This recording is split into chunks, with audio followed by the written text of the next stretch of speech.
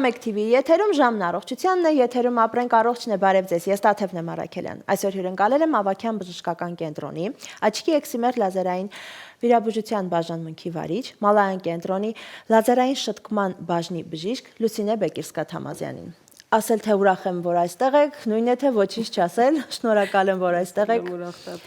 Վստահ եմ, որ շատ լավ զրույց ենք ունենալու եւ խոսելու ենք մեր երևի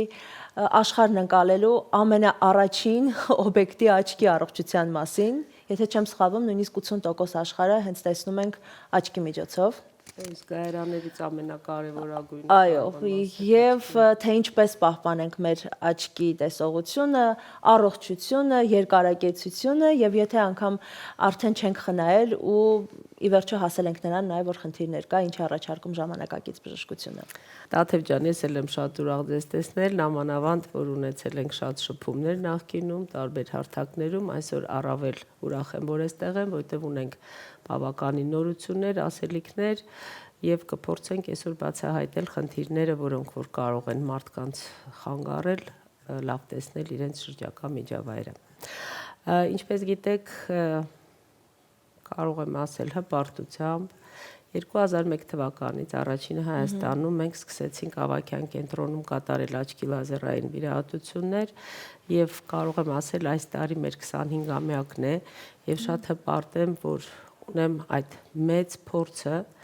որը ճակատագրերի հետ է կապված, որը կապված է մարդկանց կյանքի որակի, լիարժեք ապրելու եւ ուրիշ լայն ու մեծ հնարավորություններ ստանալու եւ մարդկանց օգնելու այդ 25-ամյակը, այսպես կարող եմ ասել, ոսկե տառերով պիտի միասին վայելենք։ Գիտեք, բոլոր լավ եւ ուրախալի լուրերի եւ գործողությունների հետ մեկտեղ իհարկե ունենում ես կուտակած փորձ, որը ամենակարևոր եւ ամենաճիշտ ուսուցիչն է։ Ինչքան էլ բժիշկը գրքեր կարդա, ինչքան էլ բժիշկը այսպես նայի, վերապատրաստվի, միևնույն է 25 տարվա մեջ կհավատակ չի եղել դեպք, որ կրկնվեն մեկը մյուսին։ Իրենք բոլորը տարբեր են։ Անկամ նույն հիվանդը, որ ունի կարճատեսություն, ասենք 5 դիոպտրիայի չափով, նույնատիպ հիվանդի մոտ մեկ ուրիշ տեսակ է ընթանում, մյուսի մոտ ուրիշ, բոլորս անհատականություններ ենք, անհատական այսպես անատոմիական նաև կառուցվածք ունի աչքը եւ մեկի մոտ սպասելիքը կարող է լինել 100%, մյուսի մոտ 80%։ Իսկ մենք նախապես ունենք արդեն կանխատեսումը, թե ինչ ենք ակնկալում։ Այո, մեր վիրահատությունների լավ կողմը դա է, որ իրենք կանխատեսելի են, հաշվարկվելի եւ ապահով։ Այդ 3 հիմնակետերն են, որոնց վրա հիմնվում են աչքի լազերային վիրահատությունները։ Իհարկե հետազոտությունների ժամանակ բարձվում է կան հակացություններ, թե ոչ, կարելի է կատարել այդ անձին, տվյալ անձին այդ վիրահատությունը կամ կոնկրետ այդ տեսակը, որտեղ տեսակները շատ են, տարեց տարի ու ավելի են ավելանում եւ կա այսպիսի կարծիք հիվանդների մոտ, եթե նորագույն տեխնոլոգիա է եւ վերջի 1, 2 կամ 5 տարվա մեջ ներդրած, դա շատ ավելի էֆեկտիվ է։ Պիտի ասեմ, որ կան փորձված մեթոդներ, որոնք արդեն տարիների վեր մենք կատարում ենք եւ նորագույնները, որոնք անում ենք, ընտրությունը ավելի լայն է Իսկ ով է անում այդ ընտրությունը, բժիշկը թե պացիենտը։ Հին փորձված մեթոդների ժամանակ ընտրությունը անում ենք միասին, քանի որ հետազոտությունից հետո է պարզ լինում, թե որ տեսակն է ցուցված կոնկրետ հիվանդի համար։ Մեկի համար հնարավոր է լինի այս մեթոդը, մյուսինը հաջորդը, բայց հիվանդի հետ զրուցում ենք եւ ասում ենք, ձեզ կարելի է բոլոր մեթոդներն էլ եւ խոսում ենք մեկի առավելությունների, մեկի թերությունների, հիմնականում իրենք բոլորը տարբերվում են վերականգնման փուլերով։ Այսպես որպեսզի պարզ լինի, իրենց կատարած գործողությունը ամեն դեպքում նույնն է։ Եղջերաթաղանթի վրա կատարվում է գործողություն, որի այսպես հետևանքով մոդելավորվում է եղջերաթաղանթի կորությունը, որպեսզի պատկերը կանգնի ակնահատակին ցանցաթաղանթին։ Նու այդ ընդհանուր այսպես դրվածքը։ Մեզ հասկանալի լեզվով, հա։ Այո։ Տարիներ առաջ ես հիշում եմ, երբ իմ ամուսնուն էիք դուք վիրահատում, այդ ժամանակ նույնիսկ կողքից լսում էին, որ ոյ, ինչի մասին է խոսքը, բա որ կուրանա, բա որ խնդիրներ լինեն եւ այլն եւ այլն։ Հիմա կարծես թե այդ բավորները չեն էլ քննարկվում, որովհետև ժամանակը ցույց տվեց, որ ինչպես բոլոր վիրահատվածներն են նշում, սա բժշկության լավագույն ձեռքբերումն էր, որ կարող էր մարդուն իսպառ ազատել ակնոցից, կոնտակտային լիզայից եւ վերադարձնել ամբողջությամբ կյանքին, հա։ Եվ շատ հաճախ նաեւ են բոլոր վիրահատվածները, ում հետ խոսում եմ, ասում են, որ գույները այլ կերպ են տեսնում, գույները ավելի վառ են տեսնում, կյանքը ավելի գեղեցիկ է դարձել եւ այլն, հա։ Հիմա ինչ մտավախություններ ունեն բոլոր պացիենտները, որոնք գալիս են նման միջամտության։ Շատ ճիշտ նկատեցիր, Տաթև ջան, այո, շատ երկար ու ձիգ տարիներ առաջ էր, երբ որ ամուսնուդ վիրահատեցինք, ու դու հենց աչքի առաջ ունես այդ փորձը, մարդը փոխվում է ամբողջությամբ, հա, նամանավանդ տղամարդը, ով կախված է ակնոցից։ Սկսած ամեն վարքյան իրեն այսպես անհանգստացնելուց, վերջացրած ամեն դեպքում սահմանափակ են եւ շարժումները եւ իրարորյան կոտրվելը, տրավմաները։ Հա, իհարկե, անօգնական մարդ է լինում, եթե այդ րոպեին ինչ որ մի բան եղավ ակնոցի հետ։ Նախկինում կար այդ վախը, մի փոքր այսպես կարող եմ ասել, ոչ պարկեշտ միջավայրը երբեմն հիվանդներին այսպես սիրում ենք, չէ՞, մենք վախեցնել եւ այլն, բայց ես վախենում, բա կարողա կուրանաս եւ այլն։ Այդ ամենը իհարկե իդ մղվեց, որովհետեւ փորձը եւ շրջապատը խոսում են հակառակի մասին եւ նման դեպքեր փառք Աստծո չկա եւ լազերային վիրահատությունները իրենք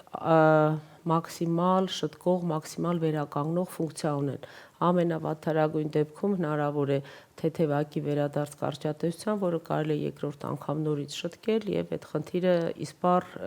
Դա վատագույն սցենարն է։ Դա վատագույն սցենարն է։ Իհարկե մարդկանց երբեմն թվում է, եթե արվել է լազերային շտկում, ուրեմն ոչ մի ուրիշ հիվանդություն իրենց հետ չի կարող այսպես հա իրենց պատահել, բայց օրգանիզմը շարունակում է ապրել եւ հազար տեսակի հիվանդություններ, որոնք կարող են մարդուն ուղեկցել եւ լինզա կրելու ժամանակ եւ ակնոց, իհարկե ինքը իր Վառօրինակ դիաբետը եկավ։ Այո, ինքը պիտի ունենա։ Ամեն դեպքում հենց աչքի հիվանդությունների մասին էլ է խոսքը, հա, երբեմն ասում են, իսկ այդ աչքս ամբողջությամբ ասում են, բայց մենք օպտիկան ենք շտկել, բայց ներսի նույն ցանցաթաղանթը հինն է մնում, պիտի ուշադիր լինել, որ հանկարծ հարված, պատրվածք չլինի, ոչ թե վիրահատված է այդ հիվանդը այդ պատճառով, այլ այն պատճառով, որ իր հին ցանցաթաղանթն է, մենք չենք փոխել աչքի ներսի պարունակությունը։ Ինչ վերաբերվում է այժմյան վախերին, հիվանդները շատ իրազեկված են, իրենք շատ խելացի են, գրագետ են, հիմա իհարկե կա մեր այս եւ սոցիալական ցանցերը եւ IT ոլորտը եւ չգիտեմ արդեն բանականությունը արդեն արհեստական բանականության հետ են զրուցում, հիմա դուք եթե շատ եք եղել իմ կոնսուլտացիաներին, լսում եք, հա, հիվանդը նախկինում ասում էր, այ լսել եմ այսպես, բան այսպես, հիմա արդեն նորություն է։ Ես խորհրդակցել եմ արհեստական բանականության հետ, ինձ ասել է այսպես, այնպես։ Դա էլ եմ հասկանում եւ հասկանում եմ, որ դա էլ տեղ ունի։ Ինչի՞ չէ, ինչ որ կա մեկը, որի հետ կարելի է խորհրդակցել, որը կարող է բոլոր վախերի մասին, նա էլ հարցի կողմն է։ հա, բոլոր հարցերի մասին զրուցել ու հետո այդ ամենը ուղղել բժշկին։ Հիմա պատկերացրեք, որ այդպիսի շատ վախեր ու հարցեր չկան,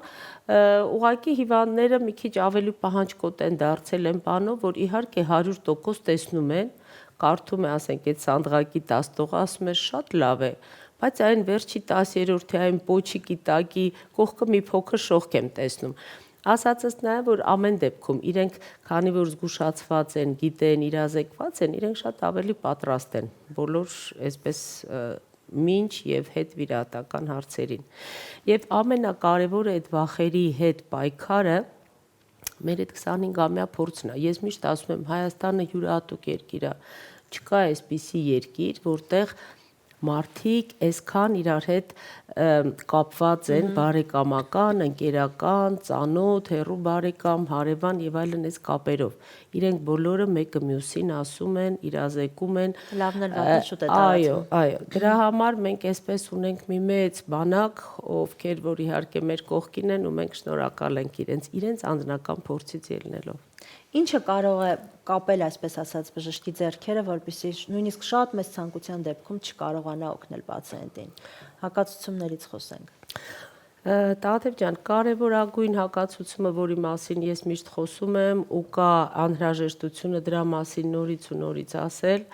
առաջինը, որ լազերային վիրահատությունների ժամանակ հանդիսանում է հակացուցում, դա եղջերաթաղանթի դեգեներատիվ հիվանդությունն է, որը կոչվում է կերատոկոնուս։ Ու էլի մեր յուրահատկությունից ելնելով մեր հայ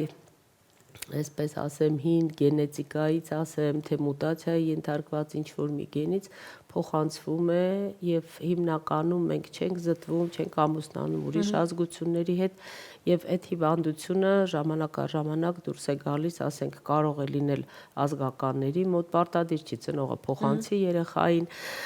Կերատոկոնուսի ժամանակ եղջերաթաղանթը, որի վրա պիտի արվի լազերային գործողություն, սկսում է բարակել եւ այդ դեպքում լազերային շտկում ցուցված չէ։ Իհարկե կան դեպքեր, որ երկարատև դինամիկ հսկողության ժամանակ մենք տեսնում ենք, որ կասկածը կա, բայց process-ը չի խորանում, կանգնած է։ Այդ դեպքում կա մեթոդներ, որի ժամանակ հնարավոր է հիվանդին օգնել, վերականգնել տեսողությունը,